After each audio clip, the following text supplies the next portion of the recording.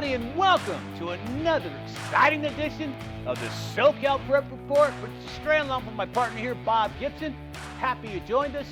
Chris Ricks with Ricks' Radar will be joining us shortly, and Randy Rosenblum will be joining us also with the LA City Section Report. And Bob, I don't care which way you shake it, what section you're in, southern, northern, central, out in Avalon section, whatever it is. A lot of good games this week, but there's nothing really to gauge anything by. It's only week one, man. Well, look, I told everybody a week ago, I think this football season we're going to see more talent than we've ever seen, maybe in a decade. I'm going to put it that way. You're going to go out that far, Bob, on a limb? Decade. I think there's more talent across the board in the southern and city section than we've seen in some time. It's going to be a fabulous football season, and strap it in because all the highlights are right here and all the action on the SoCal Prep Report, the only place to be. Bob has two monikers on this show. Number one, the King of Hyperbole, which you just experienced. He's also known as the Kiss of Death. So if Bob picks your school to win, it's the Kiss of Death. And I think you killed a few schools last week, Bob. No, I did not kill Corona Del Mar. We'll get to them in just a minute. Well, come on, Bob. No love? You still not giving them any love, are you? I got your love, Corona Del Mar loses on average one game a year. One game a year. And it's usually at the end of the playoffs, Bob. So you picking them in this first round doesn't mean anything. They could beat Mater Dei this year. That's how good they are this year. Rosenblum? King of Hyperbole. Look at Randy say no way. Anyways, enough of this nonsense. Let's get into it. We got a lot to get to, so let's go. All right. Okay, so let's talk about the first big game of the season, and that was this past weekend, Corona Centennial, going back to the Santa Ana Bowl, Eddie Westfield to take on Mater Dei.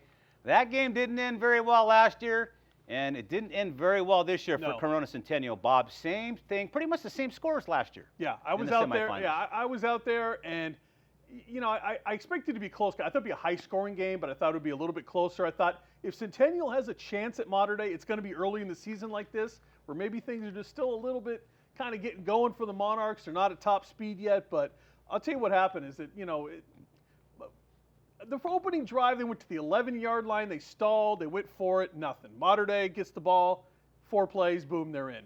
Centennial gets the ball back. They come right back down again, right? Some nice drives early on. The play calling was a little suspect for Centennial, running some sweeps out there with running back. You're not going to sweep against Mater Dei's linebackers. Not going to happen this year. Too much team speed on defense for the Monarchs.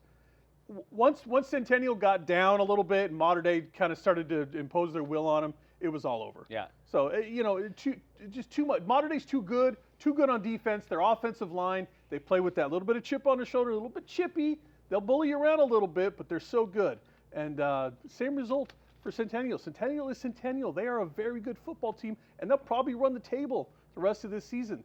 But it just shows you the gap between 1 and 2 and down to 3 and 4 is still very large in Southern California. Corona Centennial and SoCal right now is without question a top 5 high school. You know, there's a lot of schools out there on the bubble, and a lot of people argue, well, we got Oaks Christians, we got this guy, this guy, this guy. But let's be frank about it. It's Mater Dei, Bosco, and then a big drop. And then a big drop. But Corona Centennial's in that mix. They really are. And so it'll be interesting to see what happens because the question is, can somebody step up and beat the 1 and the 2? The problem for Centennial is they'll never win a CIF title again if this is the way it's going to happen because they'll always be in Division I. They'll never be able to beat. Yeah, they can't. At this point, the way Mater Dei and Bosco were built, it just can't happen. So you're going to have to get to Division II to win a CIF title. Here's what we're seeing, though, Bob. These things go in cycles, they do. All right? They go in cycles, and somebody's on top for 2 or 3 years, and somebody else comes in. The problem we're having now is Mater Dei and St. John Bosco are having their way. You have 2 teams that are in the cycle right now. And the Mater Dei's been lucky enough to win the last 2. Bosco has won the prior year. Centennial was in on one of those. That's true, too. Centennial got one. It's been Bosco, Mater Dei, Centennial. These are the 3 schools. So that's why we're really dissecting it early. What does this game mean? To me, it means that pretty much nothing has changed since last year. And that's exactly it, right. So we found out is that nothing has changed. Modern day is modern day. Bosco won their game against a national power pretty handily. 11th ranked, the Martha. And we know that Centennial, as they showed out there on Friday night, is a darn good football team, but just not in the league of modern day and Bosco. And that's nothing to be ashamed of because we're talking about two national powers. Right. So to say that Centennial and J. Sarah, Oaks Christian, some of those other schools right below them are great football teams. They absolutely are. They're just not the national power that modern day and Bosco are. And all right. That's just the way it is right now. Enough of those guys. We're going to be talking about them all year. Let's continue on. Let's take a look at our top 10 right now and take a look at the other schools this week. Bosco, modern day, of course, both retaining the #1 positions. Pardon me. So there you see it. And, of course, Centennial Current does not drop because they lost to the two-time defending national champ. Everybody's going to lose to the two-time defending national champ except maybe Bosco. I'm not so sure Narbonne shouldn't have jumped him at that point. Nah, Narbonne had a good win over the weekend. Not yet. I'm telling you, Bob, last year's game wasn't even close. Centennial took care of Narbonne. I agree with you and there. then modern day took care of Centennial. Yeah, I hear you there. I hear you there. That's why they're there. Jay Sarah, of course, played out of state, beat Utah 28-14 or 24-14 this weekend. Right. They're out of state again, going to New Jersey this week. Right. So they have another big game. Oaks Christian got a 13-7 win over Chaminade. Everybody's saying Oaks Christian, this could be their year to actually step up and contend. Is Chaminade that good, or is Oaks Christian just not there yet? And I'm talking about there as in what everybody's expectation of their season this year, Bob. I don't know if you want to make too much of week one. I think we can make the modern day Centennial thing. I think we can figure out that it's kind of just the same of everything. But when I talk about, hey, you want to get a team in week 1 or week 0, whatever it is, that's the time to get them. So are we seeing really the top-notch Oaks Christian team? Probably not. So, 3-4 weeks from now, would Chaminade really be that close in that game? Maybe not. We'll find out. Maybe Chaminade's better than we thought. Chaminade's a program that's been there before, but we'll see. Yep, that we will. All right, continuing on, Mission Viejo got a victory. They beat Kona Wana, baby, of Hawaii. Yes. Very handily in that ball game. It was 38-14. Mission Viejo, like I said, they're going to cause some trouble down the road. Rancho Cucamonga beat Roosevelt Eastville 50-31 in an Inland Empire contest. Orange Lutheran 27-21 over San Juan Hills. I don't know what to think of that game yet Bob. I still think Orange Lutheran a little bit of a pretender in our top 10. And Bob, you had Upland in there last week. I let you keep it. I know. And Sierra Canyon's already in there. And Sierra Canyon's right in there. Upland's got a long way to go. Sierra Canyon belongs. No doubt about that. And look, I'm not slighting Orange Lutheran. Orange Lutheran's a Trinity League football team. That's a top-notch program. Oh, you were slighting them, Bob. I think there's some better teams. There's some better teams that could be in there. Orange Lutheran's very young this year. They're going to get a lot better pretty quick, but I don't think they're there yet. Okay, let's go to the No Love Club now. The No Love Club is the top 10 of high schools that pretty much just have neighborhood athletes on their teams, all right? Pretty much neighborhood schools, except maybe for Grace Brethren, but they're out in Simi Valley, man. You got to bring players from outside. There's nothing out there. It's a long way from home. But Grace Brethren, still #1. They had a big victory last week. They're going to be tested, as we've been talking about, against Oaks Christian this week. Garfield beat Montebello 27-6. They will stay in the second place. Villa Park, they didn't play anybody, and they moved up 2 positions because they got Modern Day this week. Enough said? Yeah, enough said there, yeah. Just by taking that game, they move up in my book. I agree with you 100% because there is no public school in Orange County that has wanted to play Modern Day at all. I don't see Rosenblum's North Hollywood team playing Modern Day. Deuce and Ansich said enough of that. We're going to take on the team. He's become the new Mike Machete, right? Yeah, he has. Machete took those La Mirada teams and said, we're playing. And I think he might do it again with it now that he's back at La Mirada. But good to see Coach Machete back. Shout out to him. But I think we might see Villa Park become that kind of a team that they get that much better because they're stepping up to play the competition. Catella beat Valencia Placentia 24-21 in a close ball game. Lawndale did not play. Culver City did not play. Right. South Hills beat Eisenhower. Traditionally, Eisenhower's tough. They beat them 28-12. Good first game for South Hills. Arcadia did not play, so we'll have to wait and see how well they're doing. Western lost. They were #2 in our poll. They were a state contender last year. 26-6 lost to Pasadena Muir. A lot of speed out there. And then #10, our new member to the No Love Club is John Glenn. Beat Savannah 54-20. Coach Lomada doing a great job out there. Look at, man, the Eagles are a tiny little school. They are? They're small, man. But indeed. Hey, they're starting to play ball. So it's good to see them. This is the No Love Club. Pretty much teams that or in the just neighborhood teams? I'd like to see Diamond Ranch get in there. Diamond Ranch gave Bishop Amat all they could handle early on in that football game, week 1. But Amat got him. Amat's a better Villa team. Park. Don't forget, I picked Diamond Ranch. They beaten Garfield. Yeah, you know. It's tough. Where's Corona Del Mar? What do you mean? Are they in the no love? All right, I don't know. 8 touchdown passes for Ethan Garbers, and they can't get any. Now, never mind. They don't belong in the no love club. But they're on the radar. They've been on the radar. Yeah, they're on the radar already. I'm pushing for Corona Del Mar to get in the top 10. That's how good that team is this year. Joining us now from the coach's film room, it's Chris Ricks with Ricks's Radar. Chris, thanks for joining us tonight. Now, before we get into it, I'd like to hear your impressions of that big game last week between Corona Centennial and Mater Dei. Yes, Rich. Well, I'm in the film room now looking over still little film from the Mater Dei Centennial game, preparing for this week and also preparing for my son's football practices this evening after we get off the phone. But looking back at that week 0 game, Centennial, Mater Dei, I was surprised. I thought it would be a much closer game. I did have Mater Dei winning, but thought it was going to come into the fourth quarter, at least the second half. Centennial started strong. They were moving the ball, running the football. But then once they got in the red zone, tried to pass it and just could not have success passing the ball. Got in the red zone a couple times, but couldn't convert, not even some field goals, trying to get the 6 versus Mater Dei. And then Mater Dei capitalized. Running game was working well. All of a sudden, they're up 14-0, and it was just too much for Centennial to catch up with. So Mater Dei did a great job bringing pressure in the backfield and then tight coverage on the back end on the Centennial receivers, making it a long night for Carter Friedland and Ala Makaele, the quarterbacks for the Huskies. All right, Chris, what's the radar saying about Garfield and Sarah? Yeah, Rich, what's on my radar first for this game, a little bit of a rivalry game, city section, southern section, and I like what I've seen from Coach Lorenzo Hernandez's boys the past couple years at Garfield. They've done very well in the city section. And they've got some talent this year and a good coaching staff with Hernandez and the boys. But Sarah, as you mentioned, they are Sarah. Coach Altenberg always has athletes. You're talking to Dory Jackson. You're talking Robert Woods. The list goes on and on. They're loaded, and they've got some more talent back, especially in the secondary. So I just think this is going to be too tough for Garfield personnel-wise and depth-wise to hang for 4 quarters with the talent that Sarah has. I think it'll be a good ball game, but I would favor the Cavaliers. All right, Chris, next game up, Lakewood taking on Mayfair. Now, this is a crosstown rival matchup. These are not league rivals, just crosstown rivals. They call it the Milk Bowl, and they play basically for a milk bucket, all right? Lakewood, a big high school with 5,000 kids in it. Mayfair, a little bit smaller with about 1,800. Once again, same city. What are your impressions of having a game like this, a crosstown rival game, so early in the season? Yeah, to be honest with you, partner, sometimes I love it and sometimes I hate it. It really depends on what day it is.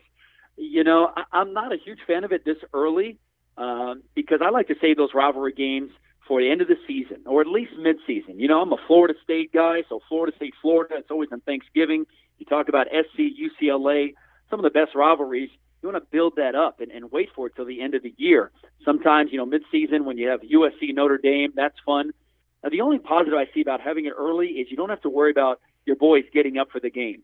It's not preseason where, it might be a cupcake game and the boys aren't motivated and hyped up, ready to go. When you take a rivalry like this, Lakewood and Mayfair, you don't have to worry about that. So I'll take that as a positive in this game.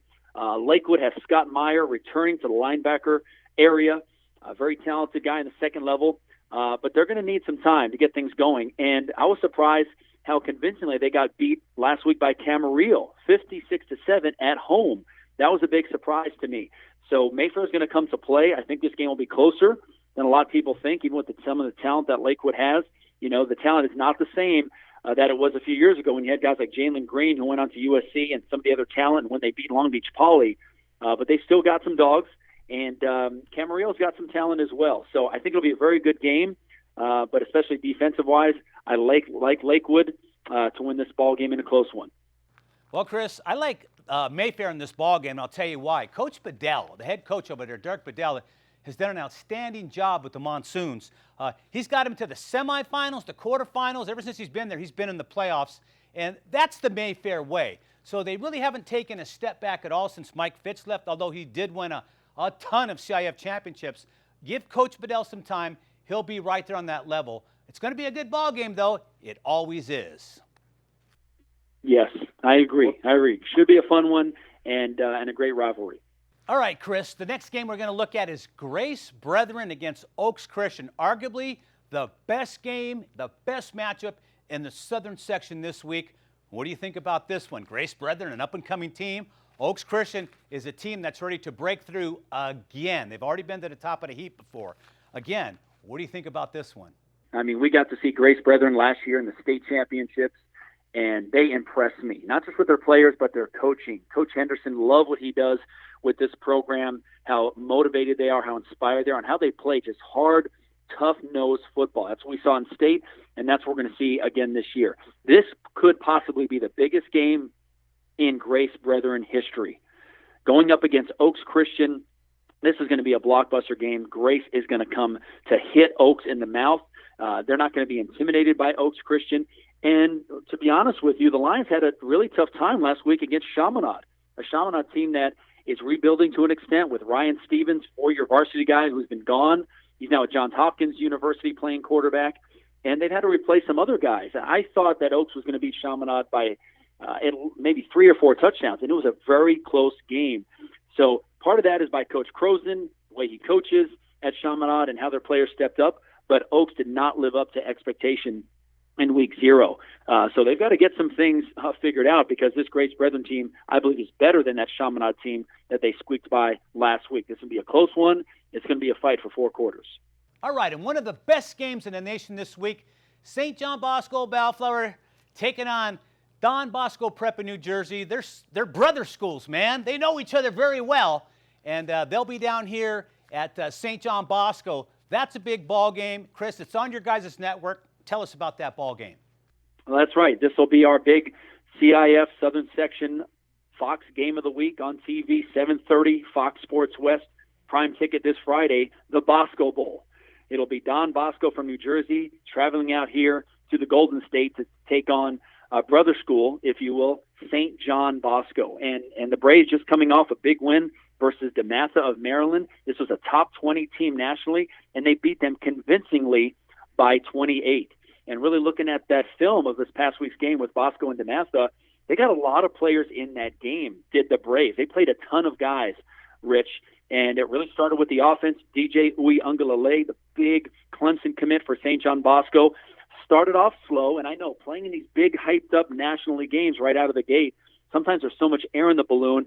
As a quarterback, you're overthrowing things, or you're trying to do too much early. And that's what I saw from DJ early in this game. But then he settled down, finished 17 of 32, and that was with 5 drops. So you look at the numbers, really it was 22 of 32. They did a good job protecting him with 6 blockers up front.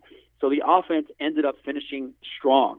The defense was really the story, though, for St. John Bosco. They played a very solid game against a tough DeMatha team, really limited them, did the Bosco defense.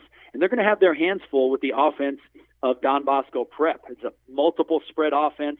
They got zone, counters, play action. They'll take vertical shots. They'll do screens, a lot of different things. So this is a senior class also for Don Bosco that has some things to prove. You know, back to the days of Coach Greg Toll and the great days of Don Bosco Prep in New Jersey, they haven't had that success since Coach Toll has been there. You've got Coach Daniel Sabella in his first year now leading Don Bosco Prep, and this senior class has something to prove. If they don't win a state championship this year, this will be the first senior class at Don Bosco Prep, not St. John Bosco, but Don Bosco Prep from New Jersey that has not won a state championship, I believe, in decades.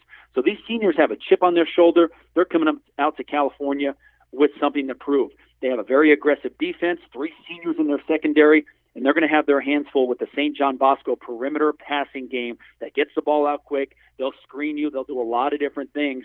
The thing I'm looking at is, can the Don Bosco Prep offensive line hold up against that St. John Bosco front 6 with that 4-2 defense and the pressure they're going to bring? If you watch the modern-day Centennial game, that was an X factor. Monarchs getting in the backfield, creating havoc all night, not allowing Centennial to do much on offense. I would expect Bosco to do a lot of that versus Don Bosco Prep, and they're going to oversize that offensive line of Don Bosco Prep. Will the Bosco Braves? So I think the battle's in the trenches there. There's going to be athletes all over the field, but should be a very, very good game in the Bosco Bowl this Friday night. Hey, Chris, I like that. The Bosco Bowl, that's a good one. Well, I'll tell you what, man. Modern Day opened up with a top 10 team, number 7 in the country in Corona Centennial. Took care of them fairly easily like they did last year in the playoffs. St. John Bosco took on the number 11 team in the nation last week. Dusted them off like nothing. So what's that say? They are loaded, Rich. The Bosco Braves are loaded of St. John Bosco. They have really impressed me in their Week 0 game. We'll all get to see them, all of Southern California, all the nation. We'll get to see them this Friday, probably national game of the week, as they take on Don Bosco Prep from New Jersey. They've got talent all over the field, fast guys. And the thing is, they can do a lot of things personnel-wise. They can run a lot of different things without having to sub in a lot of guys, where normally when you see certain personnel groups come in, you know what fronts they're going to be in. You know what coverages they're going to be on. But Bosco does a great job educating and teaching their players where they can play different positions in different sets. So they are deep. They are talented. They're going to play Modern Day midseason. And like we've seen, they'll probably play each other twice. And last year they beat them in the regular season. They did beat Modern Day, and then Modern Day got them in the championship game. Could be the same thing this year. But anyone's going to say it's Modern Day and everyone else below, do not count out St. John Bosco. No. Very, very well coached by Coach Negro and the staff. They will be there throughout this season and deep into the postseason. And also Southern California will get a preview of their 2019 campaign this Friday. This team is just as good as Modern Day, in my opinion. Chris, last week at this time when we left the segment, you had to go check out the Burrito Bowl in Simi Valley and take on a big, huge 50-foot burrito. Tell us about that event last week. Oh, it was fun. It was a great event up in the Santa Clarita Valley last week, the annual Burrito Bowl, where they feature all the public schools in Santa Clarita. They had 4 or 5 players from each school come up and see how fast they could eat a 6-pound burrito. I'm sorry, a 6-foot burrito. It was like looked like one of those long Subway subs from Happy Gilmore. And guys just got after it. They had a team from Fox Sports up there representing for Fox. And the guys did a great job. It was just a fun event. We finished with a time of, I believe, 3.5 minutes to finish that 6-foot burrito. And the Fox team did not come in last. I'm not going to mention the school that did, but I'm just going to say they did not come in last. I believe that Saugus won it in, I think, 1.5 minutes or just under 2 minutes. You had some linemen up there and some skill guys. It was just a fun event. There was thousands of people up there at the town center in Valencia. You had the football teams out there. You had Coach Harrington out there from Hart, Coach Bourne from Saugus. I saw Coach Larry Muir up there from Valencia. I believe the other head coaches were out there, but it was just a swarm of people for a fun event. Each team got $500 for participating, and the winning team got $2,000 for their football program. So Coach Bourne and his boys up at Saugus got a nice check from the city for $2,000 for their football program. It was just a really fun event. You had Brock Vereen up there representing for Valencia, a bunch of other guys from Fox Sports, Dave Caldwell, play-by-play guy who was on the committee for this event. You had Tony Moskal up there, Dennis Ackerman, a bunch of the Fox crew just having fun in this event, and it was a pleasure to be a part of it, and I got a good dinner out of it. Chris, that looked like a great event, especially for big eaters like everybody here on the staff. You've seen us, right? All right, Chris, listen, I appreciate the update today. I know your day is only half done, and it's getting pretty late in the day. Go out and get the rest. That's right. Getting ready to leave the film room now, head out to the field for Luke and Bobby's football practice. We kick off football practice tonight for the football season for both of their teams, the Chargers and the Rams. So it's going to be another fun week of football, and looking forward to keep it rolling with the SoCal Prep Report and the team. All right, joining us now on the set is Randy Rosenblum with the LA City Section Report. And Randy, a lot of stuff going on in the City Section too. There may be a change in power. We'll see what happens. It's a long season, my friend. Few changes in my top 10, but I'm in a really good mood. North Hollywood, the Huskies, my alma mater. Rich alluded to them earlier.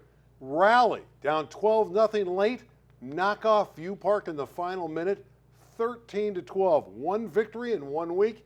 That's how many wins they had all of last year. What time's the parade? Tuesday at 4. All right. We'll Already. have a parade for the Huskies. We do have Pardon me. the top 10. And who do you think's number 1? Any suspense there? Well, geez, it's probably Canoga Park. Canoga Park has moved into the top 10, but it's the Narbonne It's Gauchos. Narbonne. It's Narbonne. They We know went that. to How could Clovis. that be? They gave up the first touchdown of the ball game, then scored the next 32 points. Jake Wow. Garcia, their quarterback, was scintillating. Didn't throw it all that many times, just 15 aerials, hit 11 of them, 3 for touchdowns and an easy victory. The Gauchos looked really, really good. Number 2, I have Garfield, the Bulldogs, with the win over Montebello. Anthony Ruvalcaba, their great defensive player, had 5 sacks in the victory. Number 3, I have Birmingham. The Patriots really did a number on Harvard Westlake, 34-0. Jackson Badich, the quarterback, the transfer, throws for over 300 yards in his initial game. Number 4, San Pedro. This is a great win for the Pirates. They knock off North Torrance, who had beaten them a year ago 7-6. They go to North and shut them out 25-0. Wow. Josh Ward had touchdown runs of 50 and 64 yards. A great start for the Pirates out of the Marine League. Crenshaw jumps into my top 10. All the way up. Cougars. Wow. Yeah, well, they knocked off Reseda, a good club, 40-20. Let's hear it for Robert Garrett. Over 30 years of excellence. We didn't know what the Shaw had. We know now they're pretty good. Well, we knew that Bob picked Reseda, so it was only natural Crenshaw would win. Come on, Randy. Now, how about Venice? Venice defensively looked good last week, and a nice win over El Camino Real, 26-10. This is impressive to me because they allowed only 10 points, and normally they throw the football, but they had a running back go over 100 yards rushing. They had Luca Diamant, the quarterback, rush for over 100, so they ran and played defense. If they can do that, the rest of the year, we know they can throw the football. They'll be very good. Westchester is just solid. They beat a good lock team, 31-14. Very explosive performance by the Comets. San Fernando won their opening game against Lusinger, 22-14. Tigers, very impressive. It's a team that has great team speed. Canoga Park, 41-0 over Roosevelt. Hard running back George Hernandez, I saw him last year, very solid guy, had 4 rushing scores for the Hunters. And I have Eagle Rock back where they belong in the top 10. They knocked out Southgate handily, 43-14. Wow. They were 10-1 last year. Every year, Andy Moran has a great football team. They're always very, very good. I guess the big news was that Narbonne got everybody eligible, or just about everybody eligible. Just about everybody eligible, and the good news is they played as a team. Everybody was concerned that, hey, with all the tumult that's going on in the program, they might struggle. They didn't struggle. They banded together and did a great job. Some games to look for this week. Narbonne's going to be in Southern California. They're going to have a trio of games at Moore Park High School. Narbonne's in the first game against Lone Peak. This is a good Lone Peak team from Utah that's 2-0 and has a quarterback that's thrown 6 touchdowns through his first 2 games. So this will be another test for Narbonne. Lone Peak is one of the best teams in the state of Utah. Game, right? It's a 1 o'clock kickoff on Saturday. Hey, On Saturday. all right. Garfield will get tested. They may not be in your No Love Club next week, guys. They got to play Gardena Serra, who's got a lot of great athletes. So we'll find out how good the Bulldogs are. Crenshaw at Upland, another test for the Cougars. Not an easy game, but now we know the Cougars are pretty good. Absolutely. So they have a shot there. And really a great game between 2 teams in the city that could get to the Open Division, the final 8 of the year. Eagle Rock off the nice win over Roosevelt at San Pedro. And what I liked about San Pedro's defense against North last week, they allowed that North team to only cross the 50-yard line twice. Wow. This will be a Good hard-hitting battle. Good deal. Eagle Rock and San Pedro is going to be a really good game. Well, Eagle Rock's been on fire, as we all know, last couple of days. Literally. I hesitated to use that line. That's okay. Rich, I'll you use can it. have I'll use it. All right, Randy, we'll see what happens, man. I'm looking forward to seeing Garfield stay in that position if they can beat Sarah. That's a big game. If they do beat Sarah, we'll put them in the top 10 next week. How about that, Bob? I like that. Like that, Randy? Yeah, I think so. And it's interesting to see if Carson will be able to bounce back throughout the year. Oh, yeah. They had a heartbreaking loss at Long Beach Wilson. They led most of the game, and they let it slip away in the final 20 seconds and lost by 1 point. I still think the Colts are really one of the 10 best teams, but I had to take him out after they lost Well, that Bob game. picked Carson last week They'll too. get We'll back see in. what They'll happens. get back Kiss in. the They'll bed, be Bob back is. in. That's all I got to say. Not me. All right. It's Bob's fault. Hey, we're out of time. I'd like to thank Chris Ricks for joining us tonight, and of course Randy Rosenblum, Bob Gibson.